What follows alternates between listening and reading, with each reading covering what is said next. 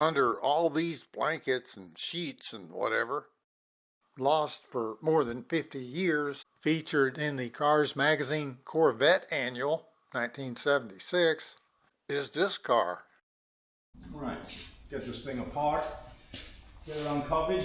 We had no idea What we got underneath here. this car survived. You know, this is something that just kind of fell in my lap. You know, I really don't go around searching for cars. We basically build cars for ourselves, you know. So this is a couple of the guys that are around the shop all the time. They have some cars here. And this is my father, Dennis Ferrara.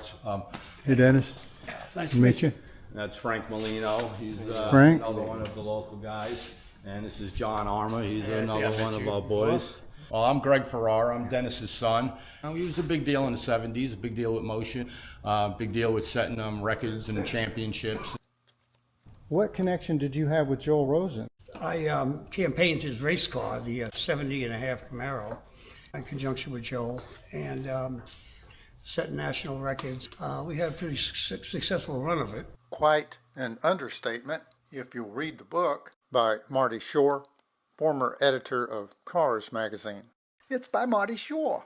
You know, like I said, I don't go out looking for this, but when someone approaches you and all of a sudden says, well, I might have this, and you're like, I don't know if you do. And then you go look at the car, and all of a sudden it piques your interest. And now you start taking pictures. I had a friend that was living down in Hudson, not too far from here, originally from New York. He said, I think I have a motion Corvette that I've had for a while. And I said, all right, let me come down and take a look at it. He wanted to know my background or if I knew about the motion Corvettes, and with my father working there for 4 years and helped run the place. So I took a ride down there, which is about a half hour south of where I am here in Tampa. And he had the thing sitting in a barn behind his house. Basically, it was a trailer park that he was living in. And he had dragged this thing down here and been holding on to it forever. And Were you just in shock? well, you know, initially when somebody calls you up and says, hey, I think I have a motion car, your first question is, well, what do you have? Is it a real motion car? Is it a race car? Is it a clone? What is it? And yeah, when you go down there and he kind of pulled the covers off and pulled the tarps off, you start to believe. But, you know, even then you're a little questionable. But after looking at all of the different characteristics of the car, the interior of the car, the outside of the car, all of the stuff that was on the car, the front clip that's on the car, which was built by Gary Kuffner back in the day, which he actually looked at. It's pretty wild to actually find something that is a real motion car. And Joel signed off and it was a real motion car. He sent us some articles on the car. Which was the Manta Ray? And my father remembers the car sitting out in front of Motion back in the day when they built it. Chevrolet had a 69 concept Corvette named Manta Ray. Manta Ray was 2 words. So it's pretty impressive to come across a car like that. It's a once-in-a-lifetime deal, I think. 2004. I'm covering the Mecum auction at Corvette Expo, Knoxville, Tennessee, for Corvette Fever. A 1969 Baldwin Motion Corvette is about to cross the block. Dana advises bidders, the pecking order in motion cars is this. The number one value is they had to be delivered through Baldwin Chevrolet. The Fantastic Five made up the members of the Baldwin Motion cars: Chevelle, Corvette, Chevy Biscayne, Camaro, Chevy 2. Model years 1968 to 71. Warranted by Chevrolet. Then number 2 is if they were built at Motion, like when a customer brings in his own personal car to the Motion shop. Number 3, which Dana called You Get Kits, is what we call today a catalog car, where the customer orders parts from the Motion catalog and puts together his own car. Joe Tandle found this 1969 Motion Corvette in 2016. He could tell it was a catalog car, not a Baldwin Motion. Also, the parts were authentic Motion parts from the catalog, such as reverse gills, opal nose headlights, fastback glass, fender flares, Anson Sprint wheels. He restored the car to its original Monaco orange, sold it to the current owner, Dino Andriotis. Greg knows what he's found. He just has to assess what's left of it. It had the big wing on the back and it came to a point.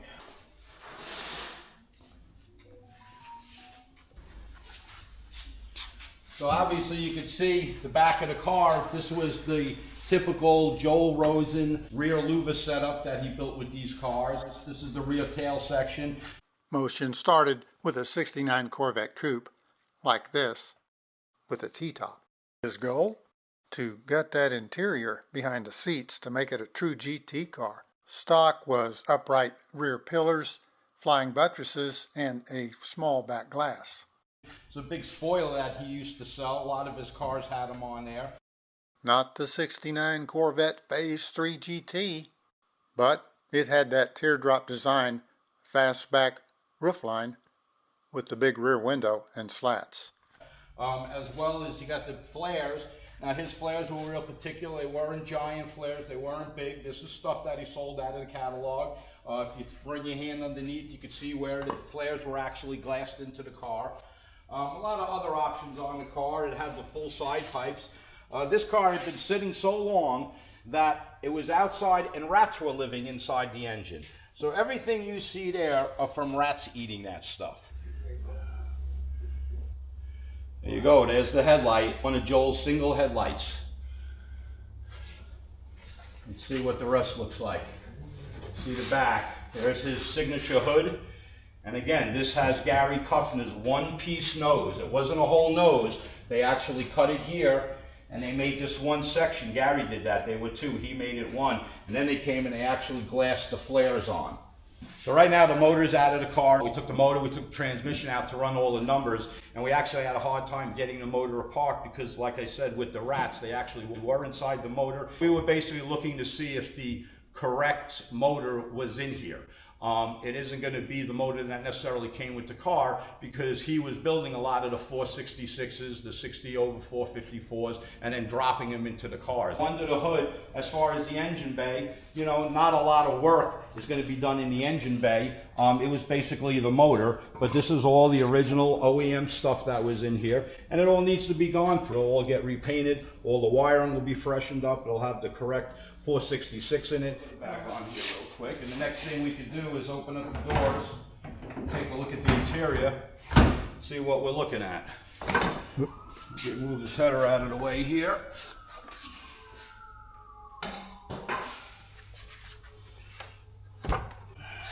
So this is the full button tufted interior.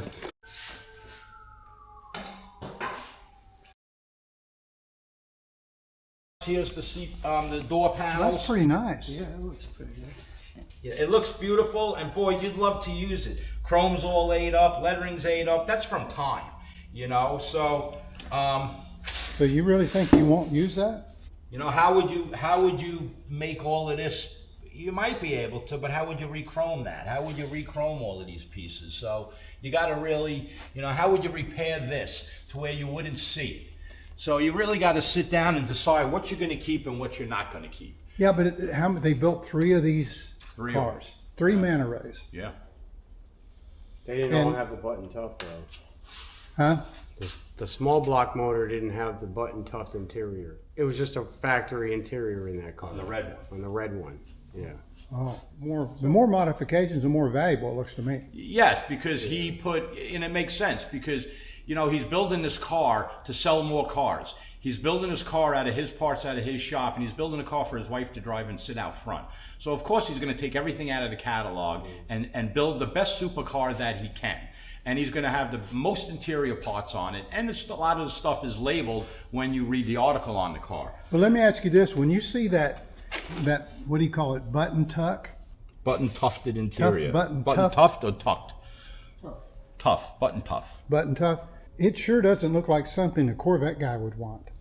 Well, you know, I wasn't a big, I'm not a big button tough guy, but you got to remember the times. Okay, early to mid 70s, if you did a button tufted interior, you had something special. Do I particularly care for the button tufted interior? No. Is it a little different or better than the stock interior? Well, yeah. So that was the option he had, and he basically left it up to Dondi to go crazy. Make it as crazy, as button tufted as you can. I think a lot of the bigger cars, the Cadillacs and those guys had a lot of the button tufted, the seats in the interiors and stuff like that. Yeah, you really didn't see it in the sports car, but it's there. He did it, and it's there, and it's here. I don't think it's that bad a shape, really, if you cleaned it up. Well, you know, you got stuff like this. Okay, and that's probably where the rats were living. This is rat poop right here. Okay, so it's still a lot of, you know, it's hard to restore all of this stuff. What's that thing laying there? This is the shifter knob handle from where the shifter was. This is pretty neat because in the article and an option were these round taillights.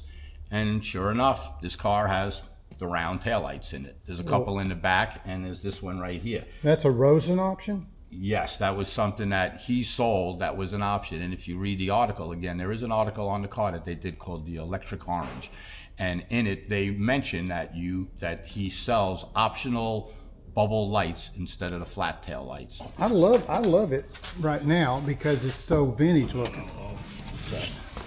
So look at that. Look at that full button tufted interior back there. Oh man, that's like looking back in time. It really is. And out of all the stuff I see in a car, when I look back there and I look at all that button tuff back there and I look at it carpeted and I look at the side panels, and that was all custom stuff he made. You know, that's a custom side panel right there. That one is not a Corvette panel because they never went up to the roof like that because they never had that setup back there with the glass. So that's an all custom setup with the glass, with the button tufted, and with the side kick panels and everything. And that's why he was able to put his dogs and stuff, and they were in the back. I actually think there's some dog hair back there still from his pets, but maybe not. That could be from the rats. Those slats in the back, Bostro 2s had them, 63 Vet had them, the show car, right? Mm-hmm, yep.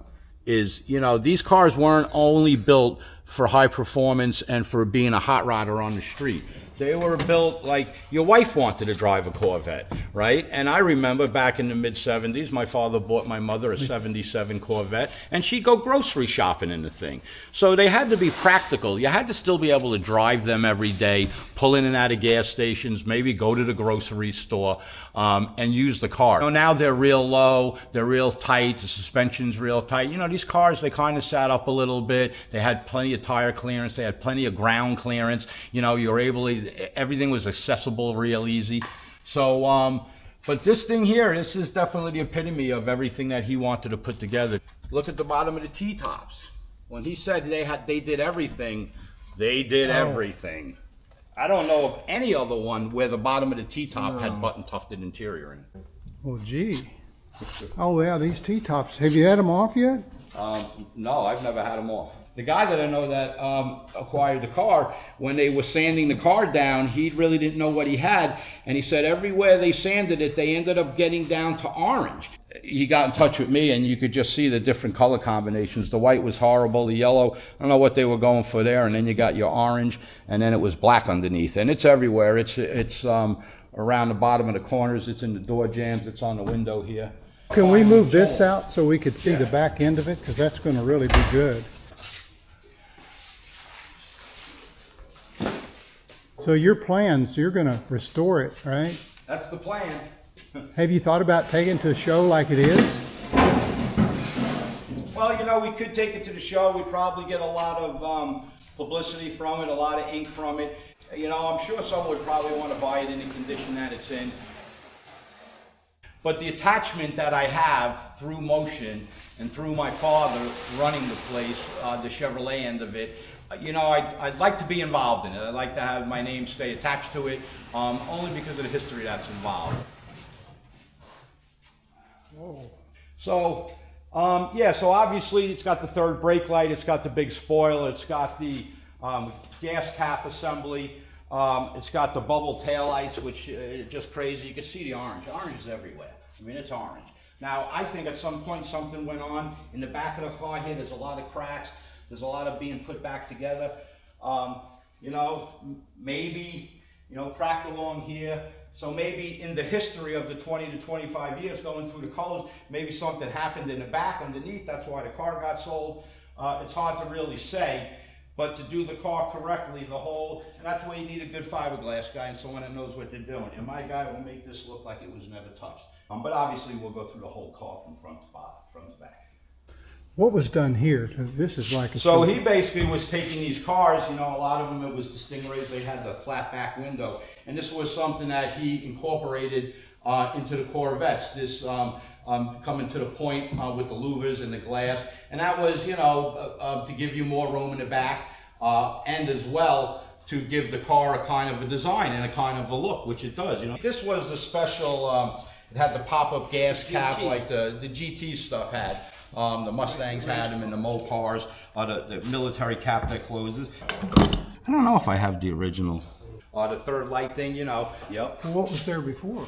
Nothing? Nothing. No, that's something that they cut and put in there. They were just little accessories on the back just to kind of spruce the back of the car up a little bit. It's like with the bubble headlights, you know, tail lights rather. Our plan is to come back and do a video when the car is completed. Oh yeah, I'm not a flipper. I'm a keeper. I keep everything that I get, you know, and I keep it because I love this stuff. And if I love it when I get it, I still love it 20 or 30 years later. I still have my bicycle from when I was 14 years old. I used to eat peanut butter and jelly sandwiches and save my lunch money so I can go buy parts. And here we are 40 years later and I still got the stuff. John, can you do the shoulder thing? I mean, you can't do it? It's got to come natural, you That's know? a Greg thing. That's a Greggy thing. Dennis, but he's your son. You should be able to do it. I haven't even noticed that. What are you talking about? It's got to come natural. That's an Italian thing where you talk with your hands and your shoulders and your arms. Greg, I am sure that Joe Rosen would be pleased and happy that you wound up with his Motion Corvette Manta Ray.